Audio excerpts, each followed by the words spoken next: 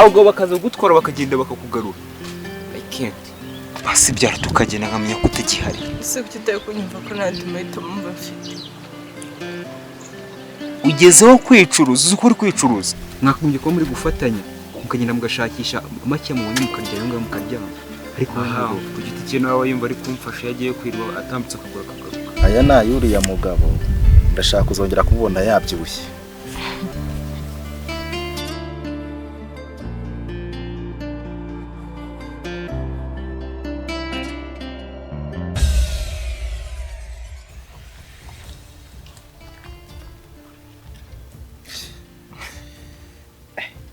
Utuma nishima. Meze neza. Biramera nabi turi kumwe. Ko bishoboka. Ni ibintu bitabaho rwose. Ako hari ikintu nshaka. Ndashaka ko kari akagabo. Akagabo. Kubinsubirishamo. Urajya mvuga umugabo.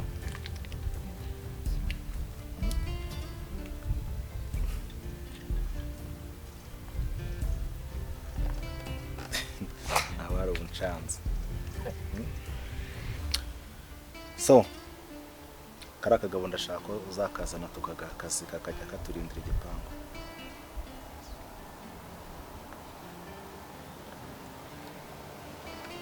Nsire wamuretse. Nsire wamuretse. Impamvu n'ubundi nta kintu kimwe yashobora. Nta kintu kimwe ashobora. Nakazaza. Ntabwo yabishobora mwe. Ibyo no kurinda tukamugereranya yenda n'imbwa ku buryo yaza no kumuka byamunanira se. Noneho aya magambo uri kumbwira suye nyuma nk'ukwezi umvaga ari ngi mugabo wa mbere ukunzwe kwisi mu gihugu cy'u Rwanda. Ukunzwe gute se SMK? Ubundi wabona no gutekereza ubona umukobwa umeze kuriya wamutungira hano abantu bigakunda usuku kiyabyimiye akahaza ntabwo yahabonaga ko ari habi. Man hari igihe gutya tukiri abasore sibyo tukiri muri bwa buzima tukibona udufaranga tujya gukora twiyambika neza twabona ibintu byose ni sawa ukatwongoza ugatuma dushaka abagore kandi igihe kitaragera. Nawe nibyo bintu byakubayeho kandi yaragikeneye abantu bafite amafaranga bakeneye kumwitaho. Shamaye ntacyo mbwira n'undi byose nawe bibona. Man tekereza mu type man parika imodoka ingeze kuri ya man akaza agafata umwana bakamujyana nyine nawe uri kureba mu maso yawe hose harabura iki yaba ari ibyo gusa yangize akarenzaho afata amafaranga kanjugunyira nk'imbwa. Ukuntu byagenze afashe amafaranga arajugunya nk'imbwa ntabwo nari kuyafata numva agahinda karanyishe mva mbuze icyo nkora naje ntabwo numvisha ku buryo amujyanye mu maso yanjye nkumva ntibishoboka nkumva ntabwo Kate yabinkora arangije aramujyana. Ikintu kibabaje nyuma n'undi amafaranga subwo ari kwereka nshonje narayafashe. No kuvuga ngo asigaye afata amafaranga akayakujugunya mu maso akajyana umugore wawe akamujyana. Ngo bishatse kuvuga ngo ejo nukuze ejo uzajya kumucungira n'igipangu ubumuzamu ajyana nakurongora n'umugore. Umusore amurongora kanga n'uri ko ubusira cyane umugore wanjye cyane n'umugore we base MK nkugira inama ngo mutandukane n'umugore wabyemera. Maringiye kumbwira gutaruka n'uriya mugore njyewe nabyemera ariko umutima ntabwo wabyemera. Cyakoze ufite umugore mwiza sibyo wa mugane wawe niyo yagenda kongera akagaruka wumva nta kibazo. Ari mbarumva nta kibazo none ko ukimugumana niba wumva nta kibazo genda kubwiye ngo ndashaka gutandukana nawe ariko umutima wanjye ntabwo byemera. Ntabwo mbona umva nyine uburyo nabo ntari kumwe nawe noneho iyo mubonye impita nibagirwa n'ibyo yankoreye hose. Reka nkumva byanze umva byose ndyibagiwe. Reka nkubwire karuka uriya mugabo wenda haramutse hagize nk'abandi bantu bandi baza bo ntiyabakurikira abantu bamukobwa ashaka ubuzima burebure yashatse atari muri atabifite gahunda. Mwakumbye ko muri gufatanya mukagenda mugashakisha make mubonye mukarya yo ngaho mukaryama. Ariko naho ku giti cye nawe yumva ari kumfasha yagiye kwirwa atambutse akagura akagaruka. Rekana na kagabo katuganira byacu. Okay, ikintu nshaka se shaka kugukura hariya akujyana mu rugo tukibanira. Shimwe yambaye umugabo unyitaho. Mwana ishibwe ama mugabo unyitaho nyine mumva ndabyishimiye. Umuntu ajya ntabwo bikwishimiye bigushimishije. Oya ndabyishimiye. Gusa umuntu wishimye amera gutya. Ndango mukeka gute? Mukeka gute? Oh yes. Ubu none ndabibonye urishimye. Akora yamba nshaka kubona wishimye usa neza. Kamwereke naho nandukaniye n'uramuntu. Hano nandukane n'uramuntu nakubona kariya kagabo. Aya ngana nayo kunyeretse inyinya gusa. Aya nayo uriya mugabo ndashaka kuzongera kubona yabyibushye. Ako mbona ryo ntabwo uri kwishima. Oya ndabyishimiye gusa ntareka kubyishimira. Aya nayo gutuma usa neza.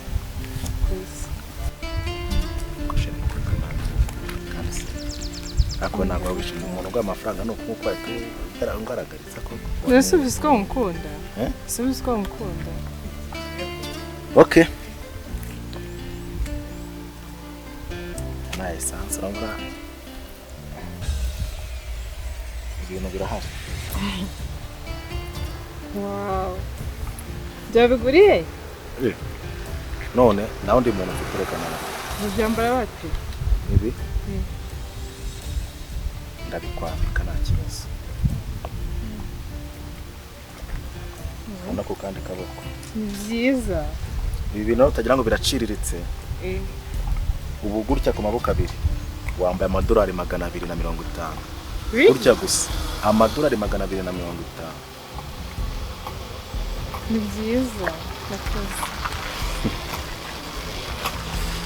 I love you. Okay. Ndabona akavura gasa nk'akaguye rero injira mu modoka.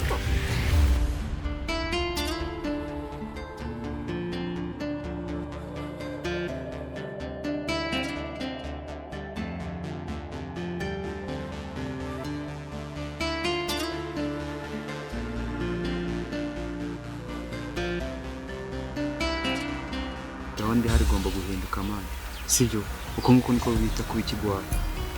Chance ukubeshya nabaye imbwa nabaye inganzwa iki nicyo bita kuyoboka narayobotse amana akazi biri gukora amana. Sibyo uhora ku ihene uguruka waza wiruka nguzane madamu amafaranga wakoreye akayagutera mu maso. Cyakora imana zamumugisha. Basi bombo muzabyarana. Mari njyewe nta kintu nyumva mu buzima bwanjye simbizi hayitekerezo mfite cyo ko cyuzi ni kimwe ntashidikanya no kumukunda. Kandi nkamukunda cyane. Kandi nkona azabyibagira. Kandi nkwanza kumeza kumukunda nicyo kintu cyo bimenze. Mwingiye. Buri hano wigiye gitoyike mfite igihe gitoya. Nyine aracyarimo arashaka umurongo mwana nafatisha ari gizaje sinzi nyine to ako nafatisha ari igihe tuzamukire kumwe.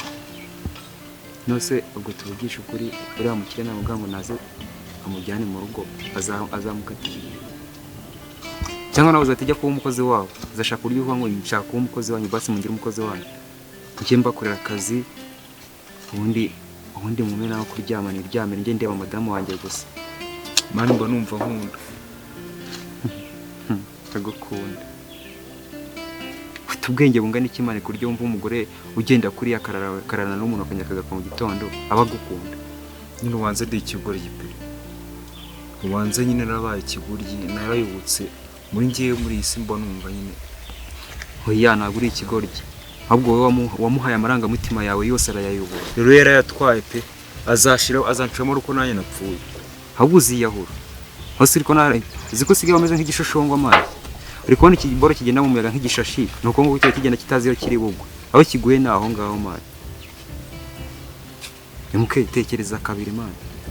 Tekereza kabiri kabisa. Mareka ntekereje rimwe, ntekereje kabiri, ntekereje gatatu kane.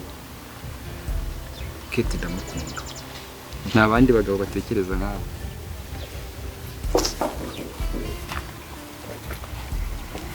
Mwenda bize nababera imbwa ko nakuntu suko nanjye mbona umva ntamureka.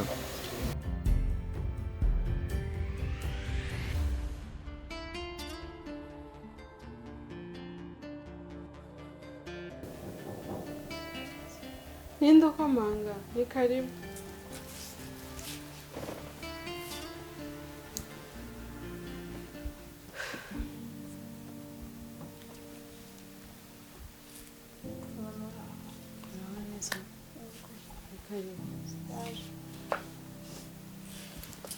meze neza Ego meze neza. ko nabamenye se muri bande Ntabwo muzi ariko ndi inshuti ya Josh. Nyine narenje hano nje kumureba. Namubuze kuri telefone. uri inshuti ya Josh mwariganye se Oya ntabwo twiganye gusa nyine ni inshuti yanjye cyane.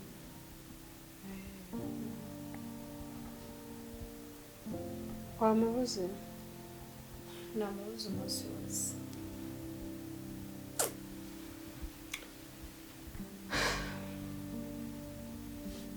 mwana wanjye wese ibisigaye bibera muri uru rugo ni nka filime cyangwa se inkinamico njya numva ntabwo nari nzi ko nabibonesha amaso yanjye Mumeze neza. wa mwana we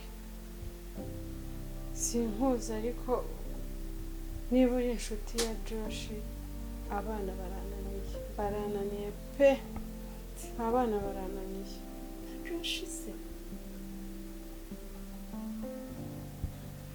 ibaza aho umwana nabyaye atinyuka akazana abakobwa mu rugo rwanjye Josh.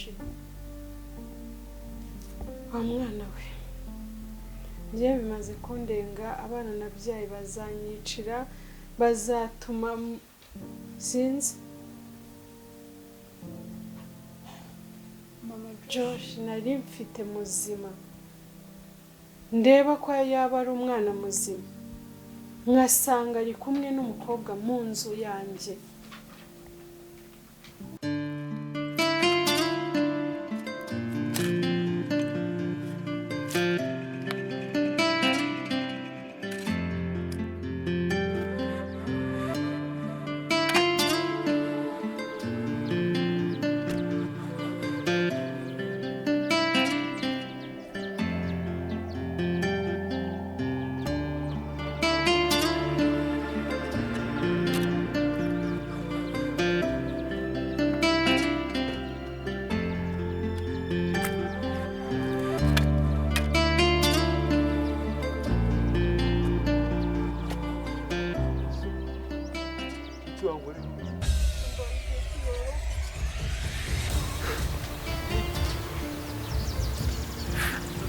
basi mbwira kutazongera kugenda please.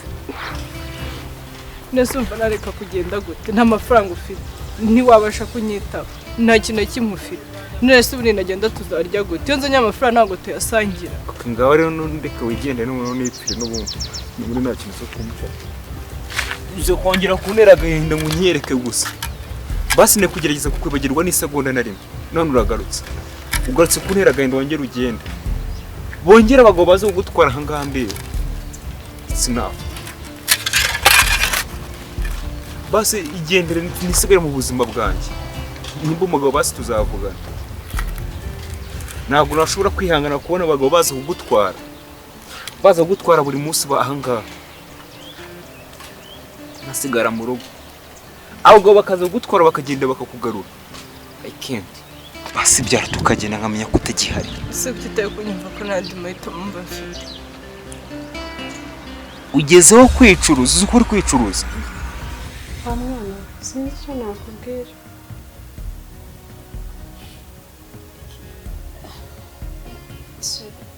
ko bikurijije se kandi wowe numbwiye ko muri inshuti yenda wamugira n'inama ukambwira uti babaza mama wawe kuko ndumva ngiye kuzasara ku bw'aba bana bagiye kunsaza pe n'uwo nari mfite muzima nkamusanga mu nzu yanjye n'umukobwa nyine mama mbuze ikintu mubwire pe gusa birababaje nyine ranyihanganira ngira amarangamutima hawe pe ariko nukura musore mwihangane pe wa mwana njye nararize yarakamye ibiba hano nta n'ahandi ndabibona sinzi icyo nakoreye Imana, nabyaye nk'abandi babyeyi, ndabarera ndabakuza, ariko iby'aba bana barimo kunyitora.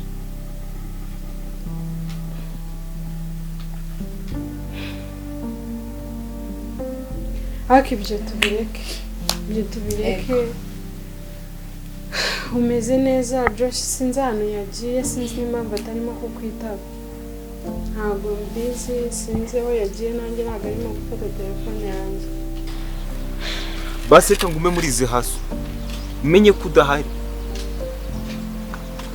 umunsi ngiye kwiyahura kubw'amahirwe ntabwo byabaye, nubwo nanjye wari ububwa, ariko ni uko kumukunda, kuko ntagufite ntabwo mba numva ntuzuye.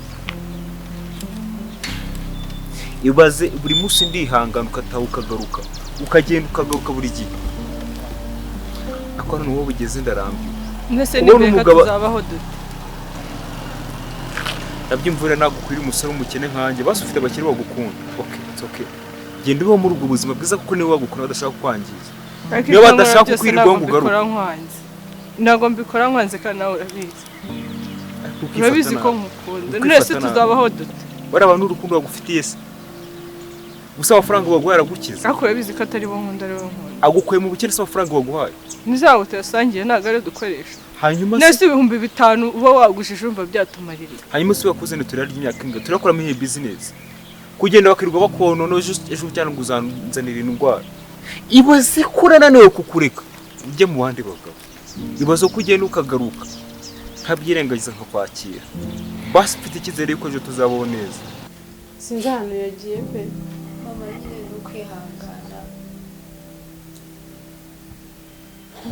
Wenda uzabasengera Imana izakora. Wa mwana we mara ku mavi, nta kintu nakora nk'umubyeyi, nta kintu nakora pe, sinzi icyo Imana irimo kunziza. Gusa nyine birarenze, birakabije. Ndakumva kubyihanganira biragoye pe, ariko mama nanjye nzajya gufasha gusenga. Ntabwo wabyumva, gusa ndabona uri umwana mwiza muzima. Niba uri inshuti y'uriya mwana wanjye, ndakwinginze ujye umumbera hafi, ujye umwereka inzira nzima. Yenda wowe ndabona uri umwana ufite ikinyabupfura. Abana nta kuntu nabagira pe, mbereka inzira nziza bakwiye kunyura, ariko bihitiramo izabo bashaka. Mama nyine reka mbe ngiye, ariko uko nzajya ncuruzwa kose nzajya nza gusura. Mwana wanjye umbabarire rero, unsanze mu gahinda ngutura ibibazo byanjye, sinkuzimaniye. Yewe iby'ababyeyi bubu nabyo bifana. Mwakiriza agakiza. Oya reka ngende wenda, kandi nishimiye kumenyana nawe pe. Mwana wanjye ubu nkubwire iki? Uje nkwakirije amagambo, basi wakwicaye nkashaka kaminuza. Oya reka ngende, ahubwo buriya nzagaruka. Sawa, murakoze. Ibaze ko mpora nishize mu mutima ngo ndiyimbwa nakuretse, ko byarananiye. Basi nayo imaze kwiyakira ko wagiye, it's okay. Basi wagene nkaguma ahangaha, wenda umunsi umwe utazakiriza nanjye wenda nzagira umunsi umwe basi nkorera 60,000 ku kwezi nk'abandi, cyangwa se nzakorera n'ijana n'izo nzozi zanjye. Harya wenda nzabaho neza, wenda nakorera 5 ku munsi mukuru, cyangwa se ntaza nsa nawe umunsi, wenda harya nzasa neza. Ariko mu gihe udashoboye kubana nanjye mu rundi buzima, ntabwo nakwihangana kubona abagabo baje gutwara bongeye bakugora. Nawe uhafite ntabwo nabishobora. Basi genda ugumane nabo bagufate neza, baguha urwo rukundo ntaguhaye, baguhe amafaranga ntaguhaye, ako bakugumane. Be kugenda ngo bakwirwe n'urangiza utahe mu rugo, hari bagacuro baguhaye n'akahe. Gusa niba unkunda basi wakufuza kuko mba mfite agahinda kameze gutya, byaruta ukagenda nkamenya ko wagiye ubona kigufi. Basi genda, kugira ngo umugabo aze gutwara kugarura, genda basi genda. Ntabwo nashobora kwihangana kubona umugabo gutwara kujya kugarura buri munsi. Umugabo gutwara kugarura imbere yanjye akanjugunya amafaranga mu bitanu nk'aho waguze umugore wanjye nk'aho mukodesheje ese wumva hari agaciro aguhaye sinjye bitangiza ko nandi mahitamo amahitamo y'iki nta yandi mahitamo ntabwo uzicwa n'inzara nzazana ibyo bitanu nawe basi uzajya nese iyo uzakura ko uyu munsi nshimye wabonye aho uyaguza tukagera nkamenya